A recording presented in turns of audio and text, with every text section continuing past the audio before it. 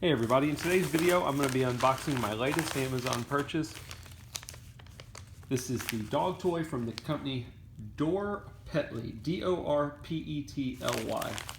As with all my purchases, I like doing these unboxing videos in case there's somebody else out there thinking about buying the same item and they want to get an idea of what does it look like when it comes in, what's the quality like, etc. So this is a hard dog toy. Should work for any size dog. I believe the dimensions were a little bit more than 7 inches in length, 3.3 inches to the width, and then 2 inches deep, right about there. So it's got two different materials. It's a hard nylon, so this top is hard nylon, the bottom is hard nylon, but then the middle section is a hardened rubber. And each of these middle sections turn, so as your dog's chewing on it, it won't just sit still, these things will move.